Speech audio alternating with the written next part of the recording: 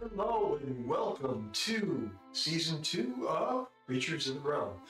What is Creatures of the Realm? Well, last season I went over the Monster Manual from A to Z. I didn't finish it because there's a lot in the Monster Manual. So I went over the creatures and I gave my opinion on what's good, bad, and the ugly. You know, every creature has, a thing. Do we like playing the creature in Dungeons and Dragons? Do we use that creature? Do we just skip over that creature and don't ever use them? Well, the Monster Manual has thousands of different creatures, and tonight we're going to talk about the Loxodon and the Minotaur. The Loxodon and the Minotaur. What is good about the Loxodon and the Minotaur? Well, tonight we're going to go over it. But before we do that, I'm going to mention tomorrow at 7 p.m. Central, we have a huge Session 0. We get to meet new players. We're going to have a great time. We're going to go over Vampire the Masquerade of Dark Ages. And everybody knows Vampire, right? Because it's the White Wolf gaming system. And if you know Vampire, we're going to go over this system. Vampire the Dark Ages. It's going to be a lot of fun. It's going to be a blast. And tomorrow it's the Session 0. And now what is Session 0? What does it entail? Well, tomorrow we're going to go over characters, the name, what is their nature and demeanor, what does all that mean, generation, their sire, all that type of stuff. What is the physical, the social, and the mental part of the vampire system? Well, we're going to go over that tomorrow. But tonight, folks, we're going to go with the Loxodon. Now, what is a Loxodon? A Loxodon is a humanoid elephant. Now, I don't know if you guys played a Loxodon before. It's a playable creature. And let me tell you, it's a fun creature to play. It's a great race to play. Those of you who don't know what a Loxodon is, it is a humanoid creature, like I said, elephant. And it's from the Ravnica source book. You can check that out in D&D Beyond. You can check it out. It has a ton of great stuff in it. Now, the Loxodon has her lumbering giants. They're gentle giants. They're about 7.5 feet tall. They're massive, as you can see in the picture. They're massive tusks.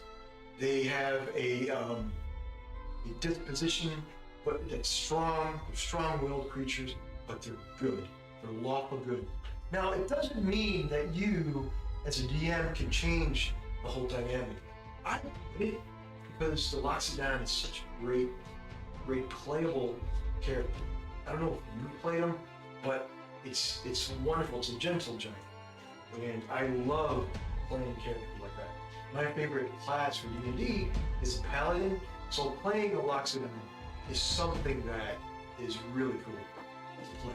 Now, what do they have of value that you may want to look at? They live up to 450 years old. Their alignments, like I said before, is lawful. Alignments you could play with depending on your DM.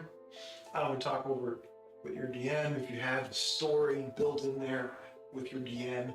It's that dynamic is brings out the character more. So when you have that and you talk it over with your DM, it makes a very powerful story.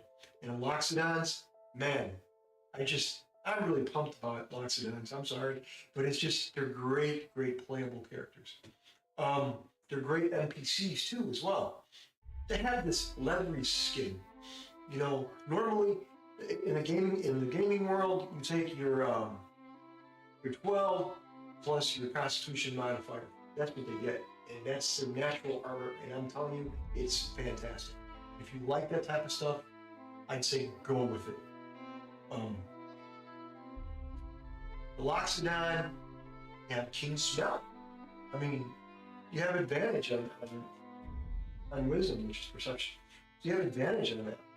Survival, intelligence.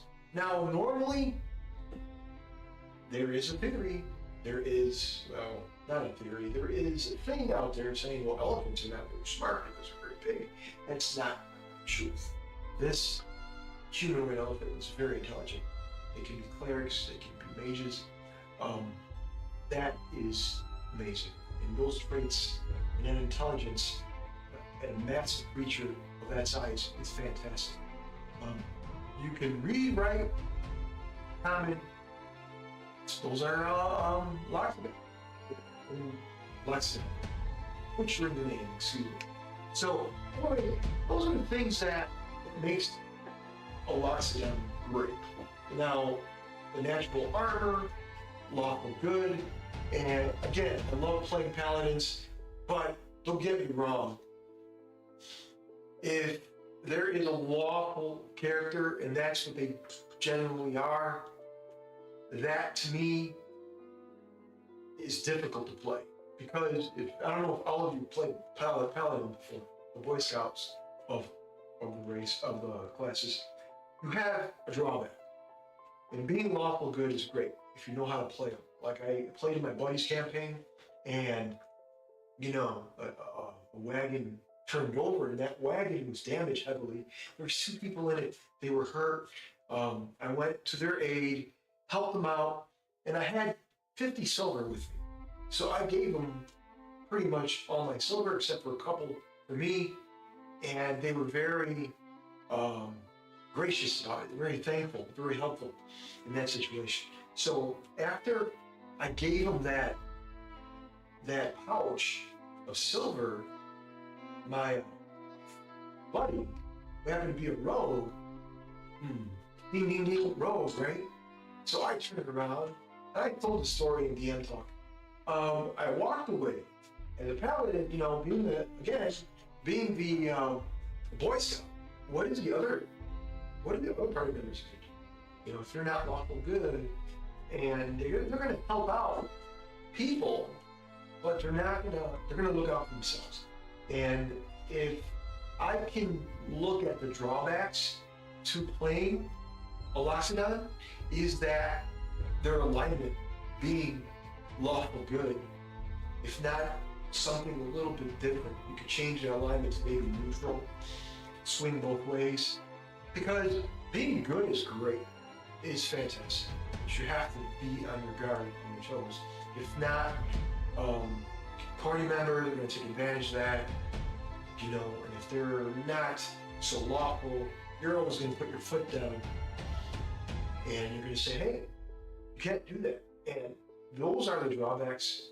Not very big drawback, but it's enough to really sway the story, depending on your DM, depending on how everything is run. Now, speed, 30 feet of speed, that's normal. Normal races have 30 feet of speed, walking speed, which is not a big deal. I mean, you're a large elephant, you're not gonna rush. So, the thing that's cool about this is your trunk can wield weapons or shields. So you have a staff in one hand, and your trunk can just wrap around a shield and put it up as a guard. Meanwhile, you're using magic or doing whatever. So I think that's kind of cool. I think that's great. Another good thing about the Loxodon. Again, this creature has a lot of good things about it. To me, the main thing is lawful good. Second is that trunk and it being intelligent and being a gentle giant. To me, those are the traits that I love about playing different classes and so forth, especially a race like this. So, those are the things you have to look at. Now, keen smell, that's very advantageous because there's a lot of perception checks. We can all agree, raise your hand everyone, we can all agree that in D&D, most of your checks are going to be perception checks. They are. Because you're in a room, you enter a church, or in a forest, make a perception. You have survival. That's a wisdom check. But investigation, stuff like that. So those are the things that really make up the character the creature, which is great. The advantage on saving throws against being charmed or frightened. Forgot about that. That's great. There's another thing that's fantastic is the ability to have advantage in being charmed and saving throws. That's great. Those are the things that you really have to look at. Or being frightened, I'm saying. Being frightened and charmed, that's big. That's a big deal. And how many creatures have that? How many big bads the DM throws out at you has that? So that's very, very advantageous to have. Your ability score increases, your constitution score increases by 2, your wisdom increases by 1. Fantastic. Those are racial traits. That's very advantageous. And of course, he's a powerful, powerful build. Those are the things that when you're making a character, you're picking a certain race, do it. Loxodons are, one of my guys played a Loxodon, and he enjoyed it. And let me tell you, it was cool to see someone else play it. It's an amazing thing. And I don't know why I love this. I'm telling you why I love this playable creature and as a race. I don't know about you, but if I love, because my theme in campaign 3 is vampires, obviously. But Ravnica is fantastic because it's that world, that darkness, that type of world that you're in. It's different. It's not your normal D&D-ish type of way. It's D&D, but it's dark. It's unique. And having these different type of races thrown in the mix is great. So check it out. Check out that source book. I urge you to. It's an old source book, granted 2014, not 2024, but it's really good to have in your list, because I'd say run a game through it, bring those characters to life in your campaigns because they're great. Now, I mentioned all the good about Loxodon, and I mentioned one bad, meaning the alignment. But the alignment isn't a big deal if you talk it over with your DM and how your DM is with alignments. Because there's DMs that are like, no, you know what, I'm a stickler for alignments, yada, yada, yada.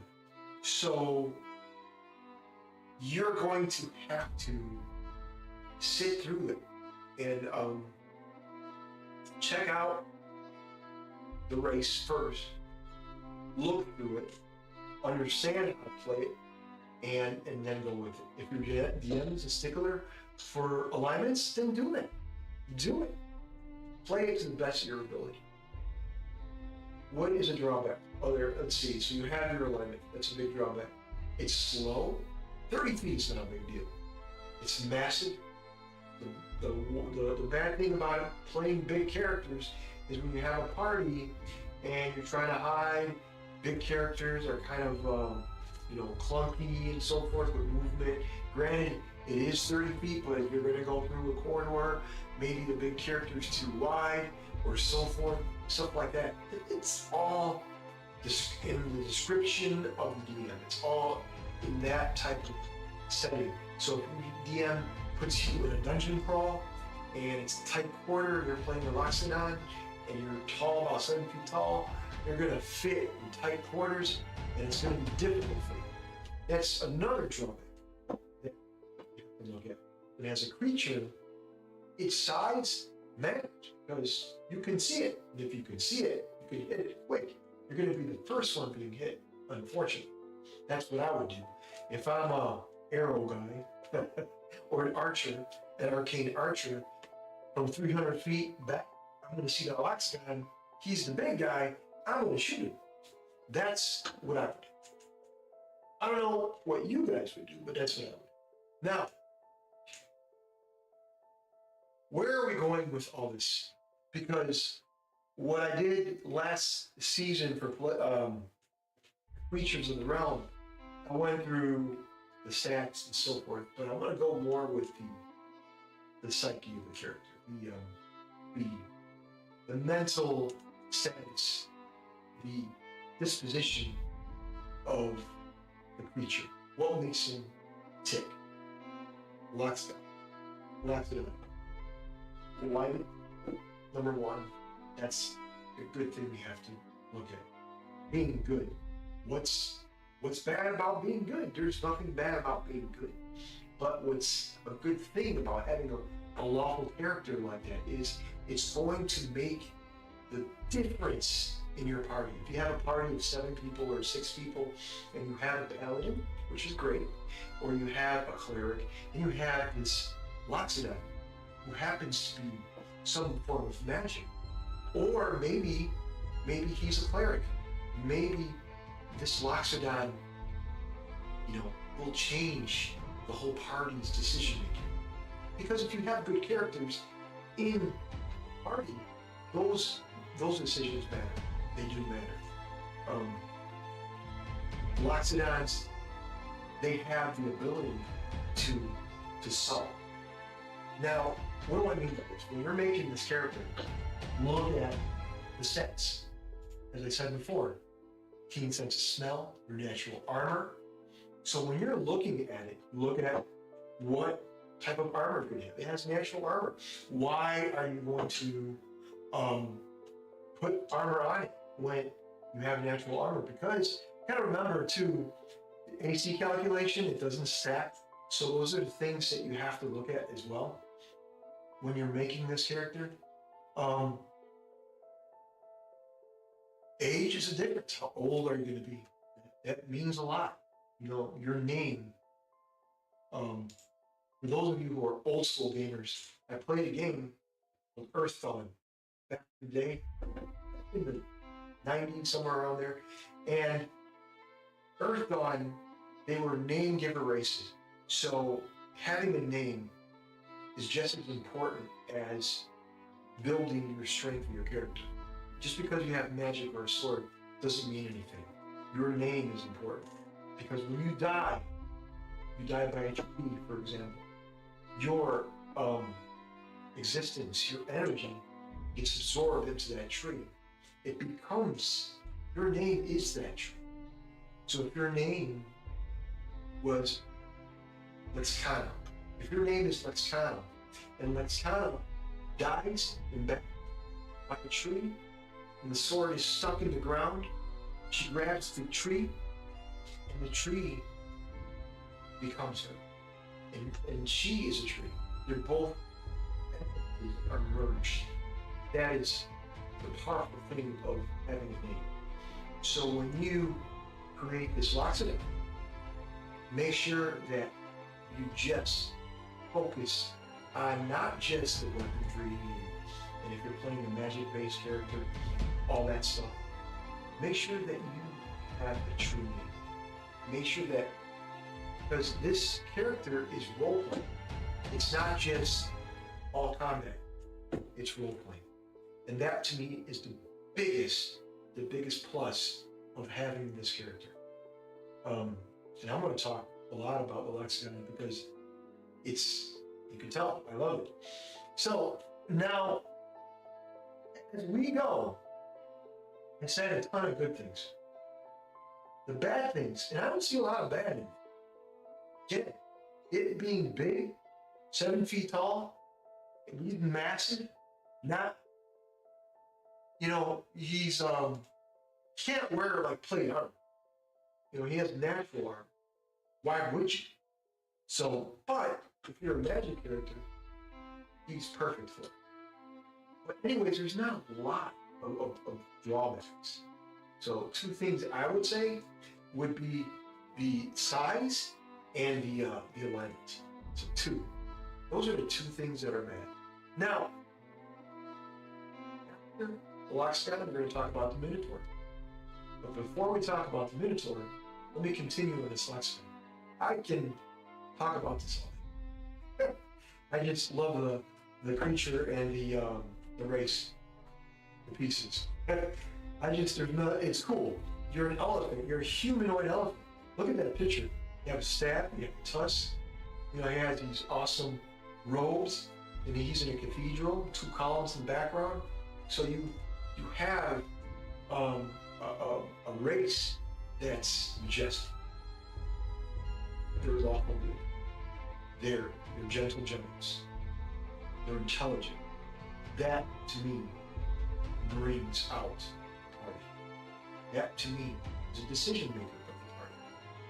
The party may be confused with riddles, may be confused with magic. Bless them. That being said, guys, bless the guy. We're going to continue with the Minotaur. The Minotaur.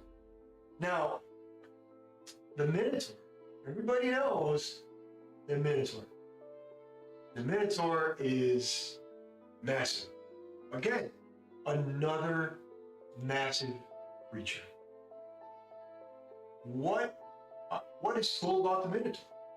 You have the horns, you have the hooves. He's strong. You can carry an axe. An axe. Excuse me.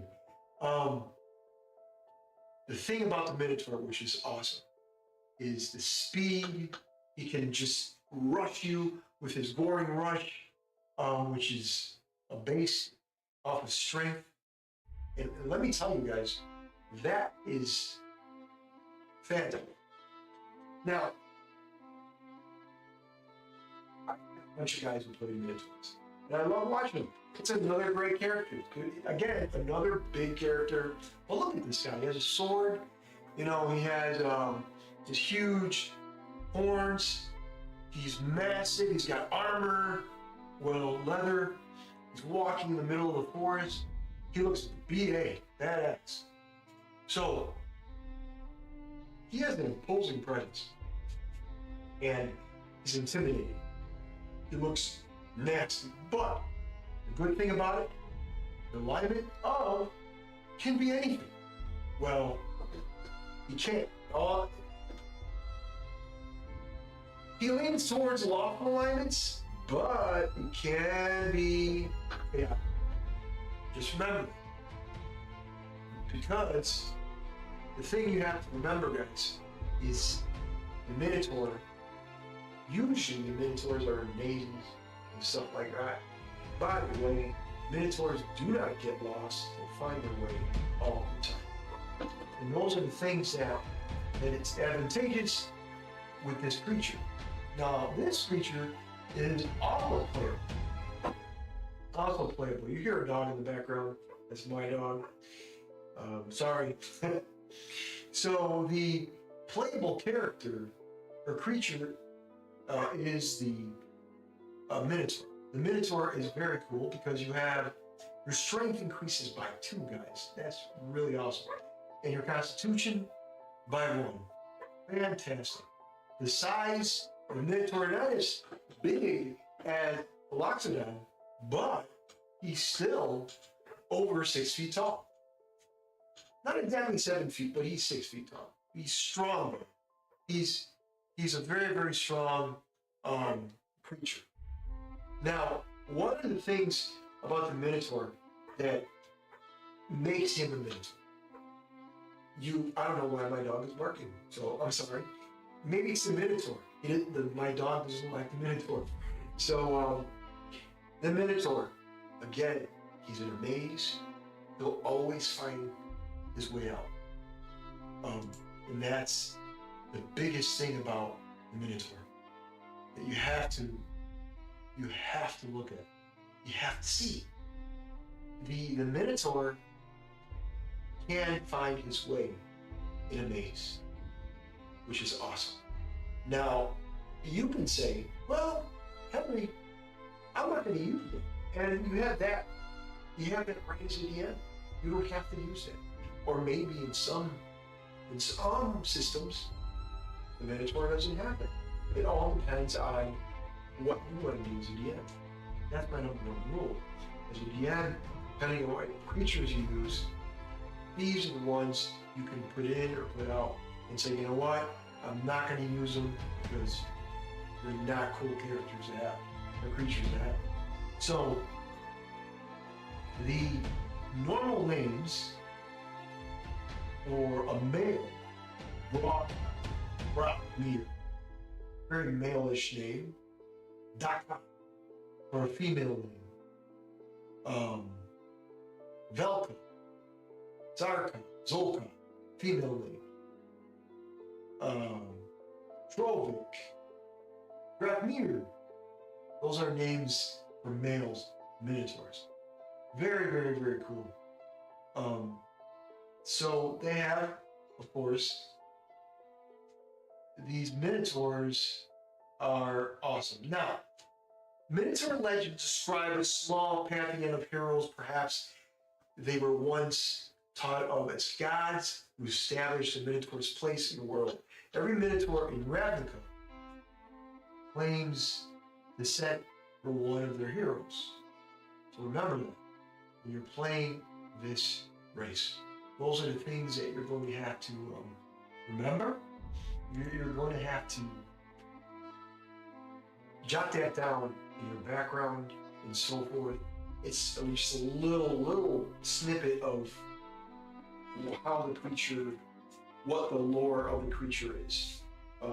Because it's not only just a creature, it's a playable creature, which is great. Now, the drawbacks of a Minotaur. The drawbacks of a Minotaur is guys, I'm telling you, the drawback is, well, you have your Goring Rush, the awesome move. It does damage. And I believe, depending on your level, the damage of a Goring Rush is 1d6 plus your strength modifier. So that goes up as you go up its level. The Goring Rush is very cool. And you dash, for 20 feet. It's a melee attack. It's bonus action. Just with your horns. So you can really hurt somebody. Now, there's something called Hammering Horns. Immediately after you hit a creature with a melee attack, as part of your attack action, you can use a bonus action to attempt to shove the target with your horns. To shove. And that is, they have to succeed a strength saving throw against a DC equal to 8 plus your proficiency bonus plus your strength modifier to push that target back 10 feet. That is awesome. Not only that, you have an imposing presence. Guys, the Minotaur has this imposing presence. So when he walks into the room, tavern, you see this massive Minotaur, curled horns, a sword at his side or an axe, or a mace. It can be whatever weapon. Strapping leather armor, crisscross on his chest, high boots. He walks in the tavern, he looks in the tavern, and he sees his target. So what he does is he grabs his axe in his hand and he throws his axe to his target. His target turns around, the axe hits him square in the head. He flies back 10 feet, splatters up against the table, convulses, and the Minotaur runs in. Brrr. Cool scene, right? They're massive, they're intimidating. So those are the things you're gonna have to role play. Role play, folks. Be intimidating when you're playing a Minotaur. But those are aspects of a Minotaur. Now, we're back. Back begins the imposing presence. Because what happens when you enter the room, it doesn't mean that everybody is going to get scared. But you know what? Everyone's going to get scared. Because you are entering a tavern, you don't have a cloak over your head, covering your face. You're going to see this humanoid, it's the Minotaur, and he's going to walk into a room, he or she, depending on who's playing the character, and people are going to be scared, and they're going to see, and they're going to be, wait a second, that is That is a creature. That is somebody, and he's scary. So they're going to have to make a wisdom check. Wisdom saving throw. They fail it. Guess what? They freak out. So now in the tavern, there were 10 people. Now there's 3 because they all freaked out. So that's going to be the big drawback to playing a Minotaur is the presence, the imposing presence. Now, to me, it's not a drawback. But again, if you want to have people be scared of you all the time, wear a cloak, and that can be easily alleviated by wearing a cloak or disguising yourself, or even an invisibility ring. By all means, magic is the key, right? So, let's see. So you have that. Looking at the character, he's strong, he's big. Again, an arcane archer, an elven archer, doesn't matter. A group of archers, an imposing party can see this tall, massive character. And I'm not against tall characters. All I'm saying is, man, that's not good. That's probably one of the biggest issues. So remember, the main thing about Minotaurs is the imposing presence. I see as a small drawback, not that much of a drawback, but just a slight drawback. Wear a cloak, hide yourself, or maybe let the party go in and then stay outside the tavern. Maybe if you don't have a cloak or an invisibility ring or whatever, try and keep yourself incognito. Now, does that make for a bad creature or a playable character? Absolutely not. It makes for a perfect playable character, because to me the playable characters are the ones that have drawbacks. There might be an issue. Oh, this character's charisma isn't high, or this character's strength isn't high. Hell, I played a character. I played a human fighter in the old school D&D, the white box, and I rolled so badly for strength, and I rolled twice. The DM said roll twice. He said, "Hey, take it or leave it," okay? And I took it.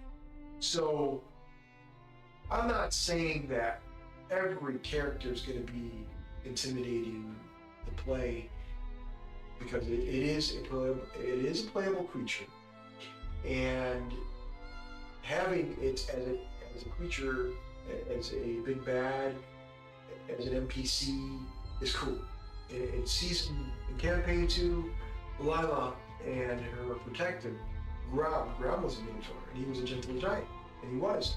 Man, but he was almost getting hit because he was large. And I'm gonna play my NPCs like real bad guys. Oh, you see a target, the biggest target is out there. So those are the things that you have to look at when you are making it. Now, let's go here for a second. These are the playable races if you are doing your character creation process in Ravnica, or in this story. You have human, elf, centaur, goblin, Loxodon, and Minotaur. Awesome. Then you have more here.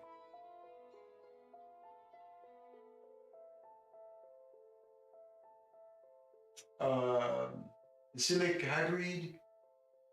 There's different subclass options and so forth. Let's take a look at that. Look, cleric, druid, subclass options. Order domain, circle of spores for druid, cleric, order domain. Fantastic. Let's take a look at the guild.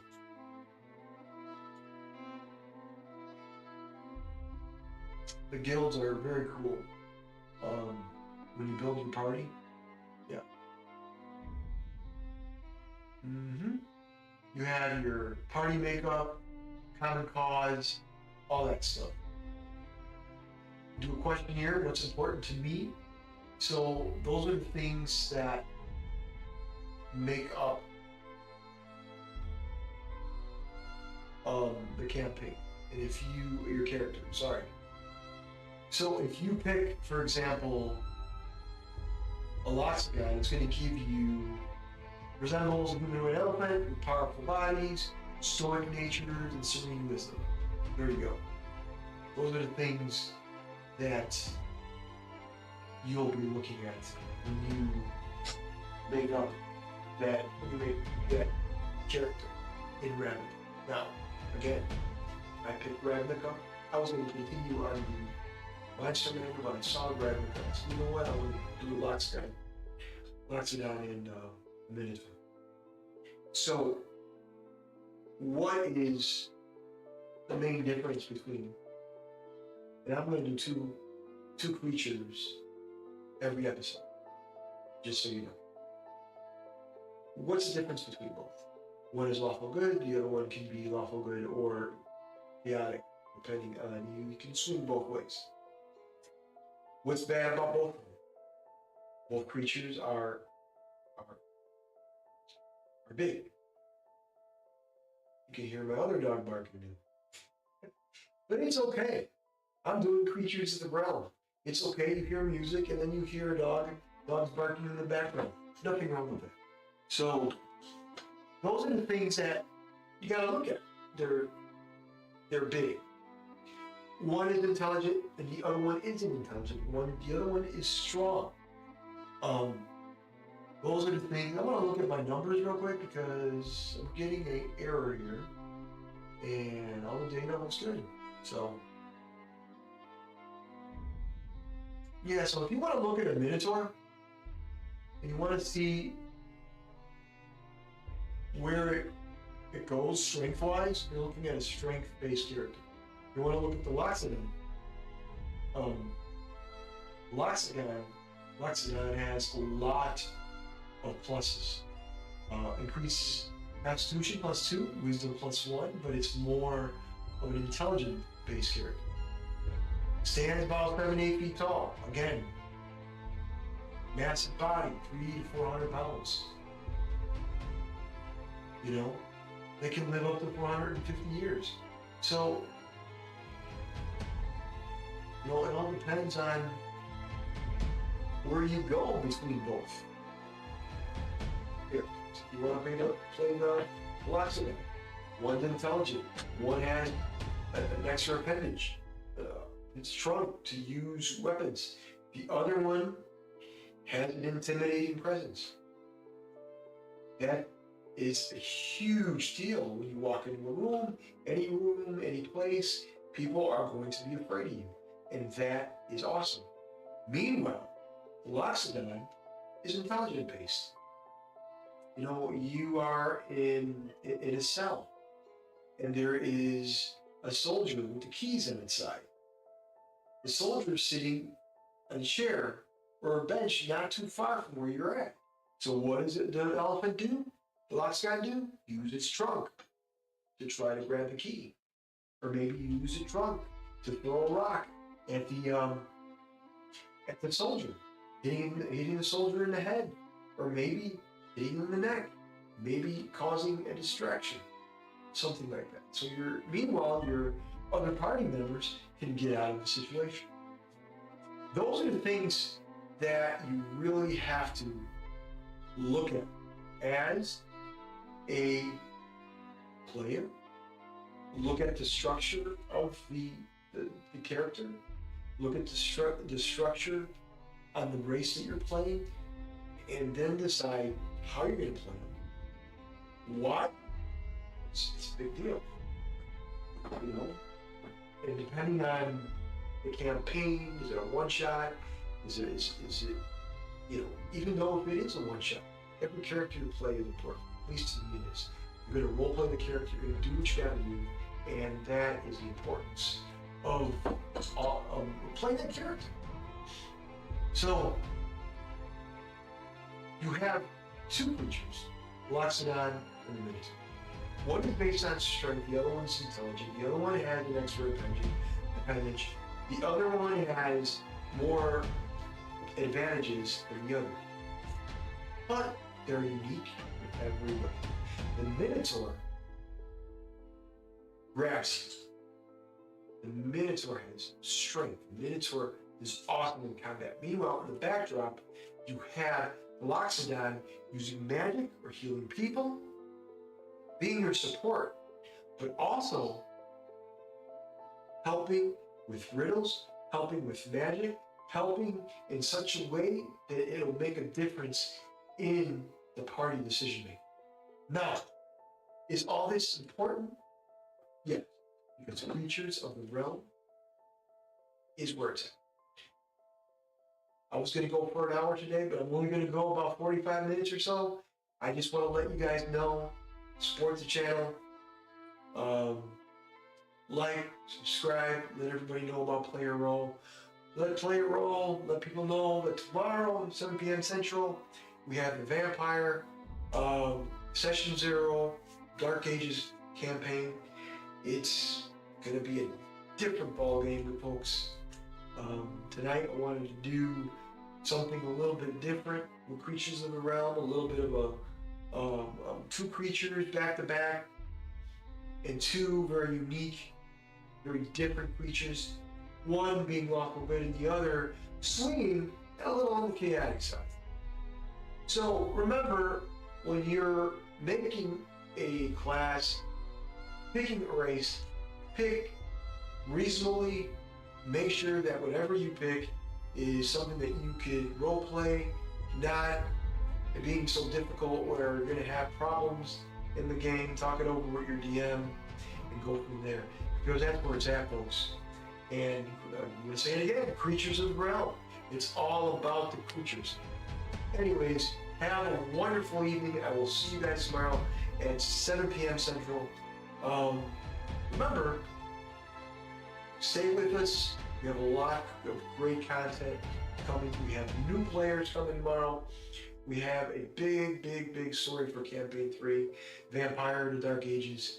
I am really advertising for it because it is my love. I love Dungeons and Dragons, don't get me wrong, but my love is Vampire the Masquerade. And hopefully you will stick with us, stick with the guys, and girls, and have a great night. I will see you guys tomorrow.